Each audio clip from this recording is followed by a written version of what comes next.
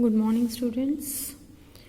Exercise 5.1 आपकी complete हो चुकी हैं। आज हम स्टार्ट करेंगे एक्सरसाइज 5.2 से पहले की articles.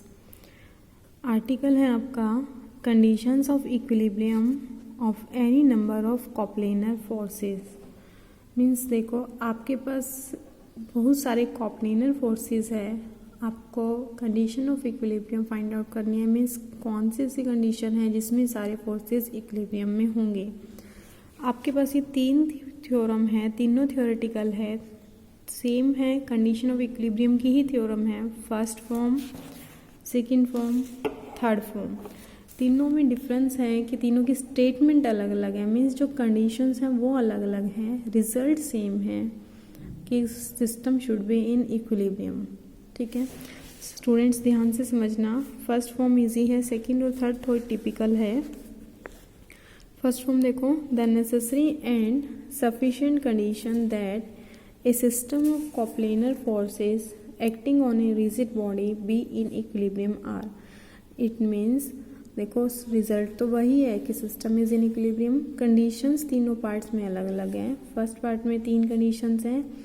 Algebraic sum of resolved part of forces along a direction OX is 0। OX मतलब x एक्सिस, कि आपके पास जितने भी फोर्सेस हैं उन सब के कंपोनेंट्स ले लो अलोंग x एक्सिस और उनको ऐड कर दो, उन सब का algebraic sum should be 0। ऐसे ही सेकेंड कंडीशन है algebraic sum of resolved part of forces along a direction OY is 0। यानी कि y एक्सिस के अलोंग अगर मैं कंपोनेंट्स लेती हूँ सभी फोर्सेस का और उनका अगर एडिशन करूँ तो then it should be equal to 0। Means देखो आपके पास मान लो 10 फोर्स हैं, 10 के कंपोनेंट x के अलोंग निकाल लो, उनको ऐड कर दो, इट शुड बी 0। y के अलोंग निकाल लो, 10 के 10 फोर्सेस के कंपोनेंट ऐड कर दो, वो 0 होना चाहिए। तीसरी condition, algebraic sum of moment of forces about any point, इस चीज़ का ध्यान देना, about any point in their plane is 0। कि आप अगर कोई भी पॉइंट लेते हो उस पॉइंट के अबाउट सभी फोर्सेस का मूवमेंट निकाल लो। मान लो अगर आपने कोई पॉइंट ओ लिया, ओ पॉइंट के अबाउट 10 के 10 फोर्सेस का मूवमेंट निकाल लो। First force, second force, third force, 10 के 10 फोर्सेस का पॉइंट ओ के अबाउट मूवमेंट निकाल लो, उन सब का सम आपका 0 आना चाहिए। These 3 are the conditions of equilibrium. करते हैं, लेके चले हैं जो ये एनी पॉइंट है, let O be any point in the plane of force. Any point हमने ले लिया ओ, ऐसे ही आप ओ की बजाय आप O1, O2, O3 कोई भी पॉइंट लेके सेम प्रूफ दे सकते हो।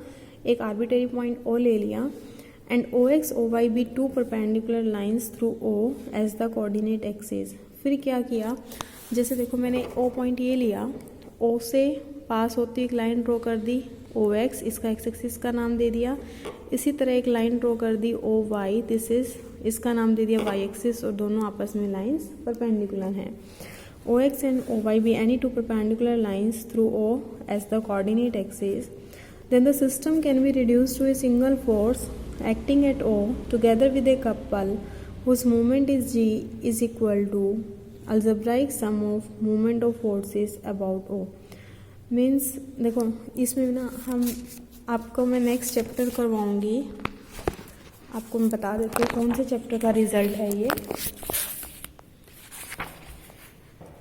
यहाँ देखो आपका चैप्टर आएगा forces in 3 dimension. I think आपका ये 9th चैप्टर है। देखो ये 9th चैप्टर है फोर्सेस इन 3 डायमेंशन। इस चैप्टर 9 के अंदर एक रिजल्ट है, मैं वहाँ आपको करवाऊंगी। इस एनी सिस्टम 9.6 थ्योरम है 9 चैप्टर के अंदर। Any system of forces acting on a rigid body can be reduce in general to a force acting at an arbitrary chosen point of body and a couple.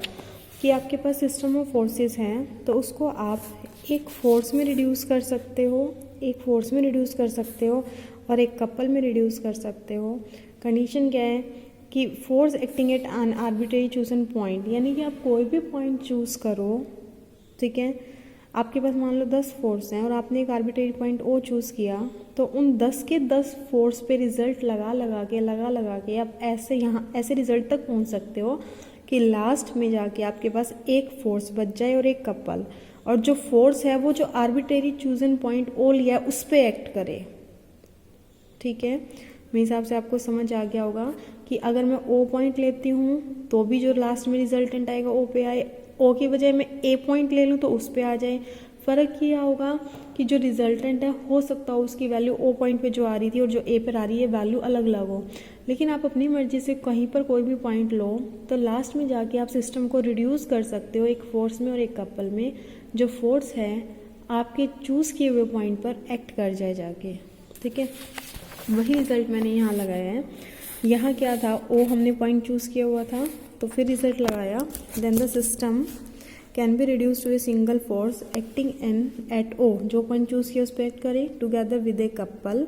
उसके बाद देखो आगे का उसने नहीं बता रखा वहाँ इस रिज़ल्ट में, पर आप प्रूफ करोगे तो वहाँ आपको पता लग जाएगा। जो टुगेदर विद एक कपल में रिड्यूस होगा। कपल, जहाँ पर भी कपल की बात आएगी उसकी मूवमेंट की जरूर बात आएगी। Whose movement G is equal to the algebraic sum of movement of forces about O, यानी कि उसने ये बोला है कि जो एक कपल और एक फोर्स तो आपको मिल गया, तो जो कपल है उसका मूवमेंट, जो कपल हमें मिला है हुज मूवमेंट इज जी, उसके मूवमेंट के बारे में बता रहे हैं। This movement G should be equal to algebraic sum of movement of forces about O, कि 10 फोर्सेस थे, इंडिविजुअली 10 फोर्सेस थे, उन फर्स्ट फोर्स का मूवमेंट अबाउट ओ निकालो, सेकंड का मूवमेंट अबाउट ओ निकालो, थर्ड का निकालो, ऐसे 10 के 10 फोर्सेस का मूवमेंट अबाउट ओ निकालो और उनका ऐड कर दोगे तो वही मूवमेंट आएगा जो इस कपल का मूवमेंट आएगा। ये रिजल्ट है, ये 9 चैप्टर के रिजल्ट से लिखा है। नाउ आपके पास एक तो सिंगल रिजल्टेंट आ गया, रिजल्टेंट का नाम, सिंगल फोर्स का क्या नाम दिया था, R. Now R square is equal to X square plus Y square. जो आर फोर्स आपके पास आया, सिंगल फोर्स आया, उसका एक्स कंपोनेंट और वाई कंपोनेंट में ब्रेक कर दिया। आपको पता रिजल्टेंट कैसे लिखते हैं, X square plus Y square का रूट, तो वही लिखा है। Where X and Y are the algebraic sum of resolve parts of all forces along O X and O Y respectively. If the given system, अब देखो ये necessary and sufficient में पूछा था आपको, तो एक बार लेके चलेंगे कंडीशन होल्ड करनी है, इक्विलिब्रियम में दिखाएंगे, एक बार इक्विलिब्रियम में लेके चलेंगे कंडीशन दिखाएंगे, ठीक है। पहला पार्ट क्या लिया, if the given system of forces be in equilibrium, मतलब सिस्टम इक्विलिब्रियम में है, आपको क्या दिखाना है, तीनों कंडीशन होल्ड कर रही है। अगर इक्विलिब्रियम में है then the force R and the couple G must both vanish, क्योंकि देखो आपके पास सिस्टम इक्विलिब्रियम में है और आपके पास एक फोर्स आ गया आर और एक कपल आ गया जिसका मूवमेंट जी है। एक कपल और फोर्स आपस में कभी भी बैलेंस नहीं कर सकते। एक फोर्स को बैलेंस कर सकता है। मान लो एक फोर्स F1 है, एक फोर्स F2 है, अगर दोनों का मैग्नीट्यूड सेम हो जाए, डायरेक्शन अपोजिट हो जाए तो बैलेंस कर लेंगे।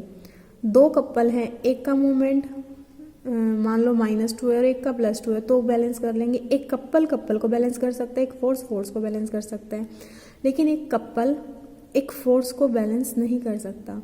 तो लेकिन आप पहुंच चुके हो, आपके पास एक कपल आ चुका है और एक फोर्स आ चुका है, वो आपस में बैलेंस नहीं कर सकते, लेकिन सिस्टम इक्विलिब्रियम में है, तो यानी कि दोनों को इंडिविजुअली जीरो होना पड़ेगा। फोर्स को अपने अलग से जीरो होना पड़ेगा और कपल के मूवमेंट को अलग से जीरो होना पड़ेगा। तो वही लिखा है, then the force R and the couple Z must both vanish because a force and a couple cannot balance each other.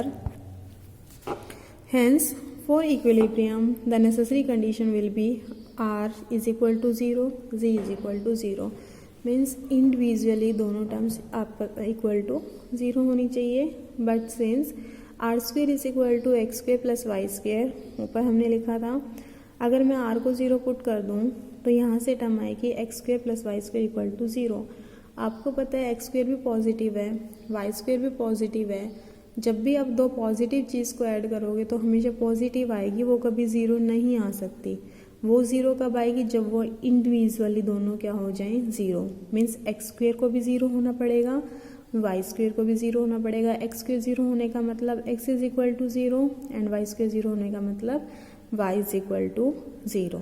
ठीक है, तो यहाँ से x 0 आया, y 0 आया, z ऊपर 0 आ ही चुका था। Hence the necessary conditions are x equal to 0, y equal to 0 and z is equal to 0।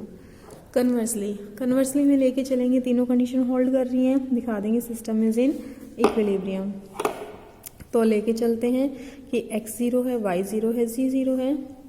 Late the algebraic sum of resolve part of all forces along two perpendicular directions vanish separately and also the algebraic sum of moments of all forces about a point in their plane भी zero means ये तीनों condition hold कर रही है.